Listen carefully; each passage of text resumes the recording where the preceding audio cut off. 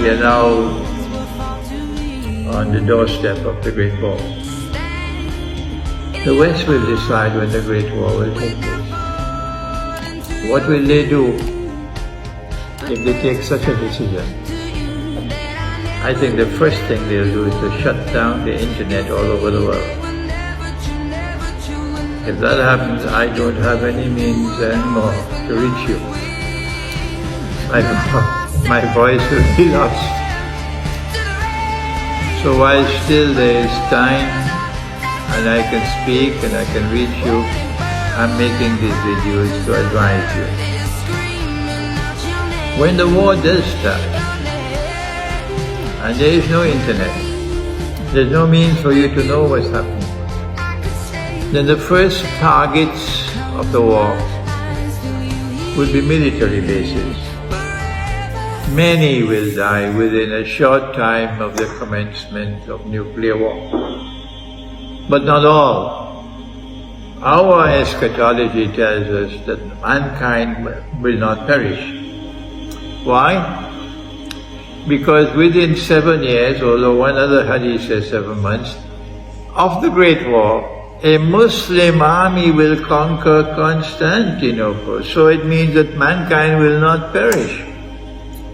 Some will die and some will survive. I hope I'm one of the lucky ones who will die. Oh yes. Because those who survive, they are the ones who are going to live in a world which will be terrible, terrible. So let me say one more time, as I've said so many times in the past, stock up on food. Non-perishable food. Dates as such, they have so much nutrition in them that you can survive for the whole day with just 3 dates. So stock up on non-perishable foods. Stock up on water. You can't live without water. And don't keep your water in glass containers. Don't keep your water in plastic containers. Keep your water in containers which are not so perishable. And finally, you have to cook.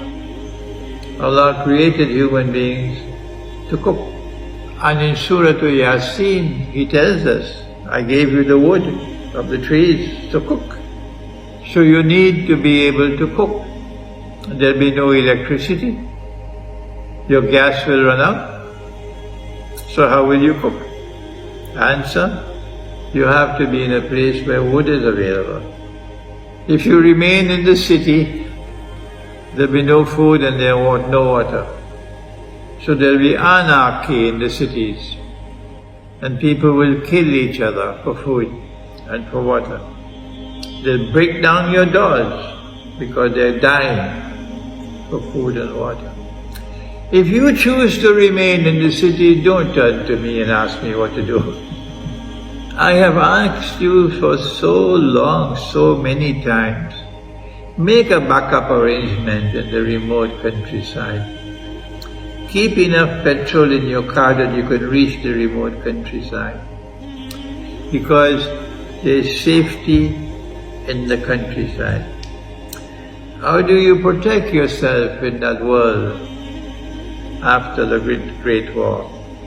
Remember what Allah said in Surah Al-Isra. وَإِذَا قَرَأْتَ الْقُرْآنَ, when you recite the Qur'an, جَعَلْنَا بَيْنَكَ وَبَيْنَ الَّذِينَ لَا يُؤْمِنُونَ بِالْآخِرَةِ حِجَابًا مَسْتُورًا. Allah will place a covering over you to protect you. So one of the major protections in the post-nuclear world is to be reciting the Qur'an. I recite the whole Qur'an from cover to cover every lunar month. I've been doing it for several years now, and also my students are doing it, alhamdulillah. The best time to recite the Qur'an is in the mornings. In the Qur'an, al-Fajr kana mashhuda, either before Salatul Fajr or after Salatul. And if you recite the whole Quran, and you complete the whole Quran, the recitation every month, Allah will protect you. The Quran will protect you. And finally, one last thing. If war is around the corner, a Muslim must never have in his heart the fear of death. Banish the fear of death from your heart. Allah is the one in whose hands is life and death. So banish the fear of death from your hearts. That is only possible if you have faith in your heart. If you do not have faith in your heart, you can't get it in a supermarket. You'll be terrified. You'll be scared. Where can I go and hide? Where can I be safe? But if you have faith in your heart, then you can banish the fear of death from your heart.